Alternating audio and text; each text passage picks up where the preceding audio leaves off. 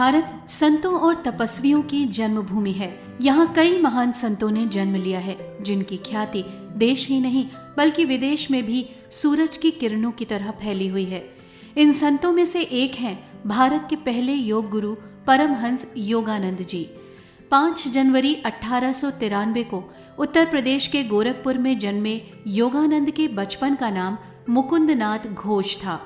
योगानंद पहले साधु थे जिन्होंने यूरोप में भारत का परचम लहराया।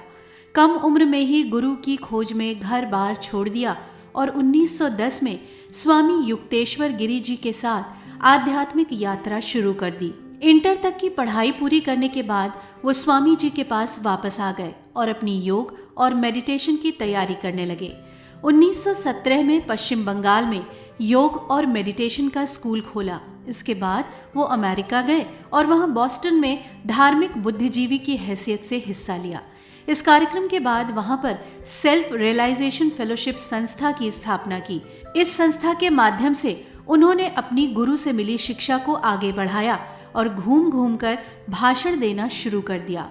इस दौरान योगानंद के कई शिष्य बने। 1920 से लेकर 1952 तक का लंबा सफर अमेरिका में ही गुजारा। 1935 में कई सालों बाद वो भारत लौटे। रांची में अपने इंस्टीट्यूट और योग को आगे बढ़ाया।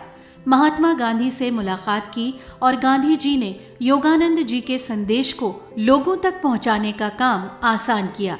इसके बाद युक्तेश्वर महाराज ने योगानंद जी को परमहंस की उपाधि दी। 1 साल के बाद वो फिर से अमेरिका लौट गए। उन्होंने एक किताब ऑटोबायोग्राफी ऑफ अ योगी लिखी, जिनमें योग और जीवन से जुड़ी कई बातों का उल्लेख किया। एक महाभोज के दौरान परमहंस योगानंद जी ने समाधि ले ली। उनके शिष्यों के मुताबिक यह महासमाधि थी।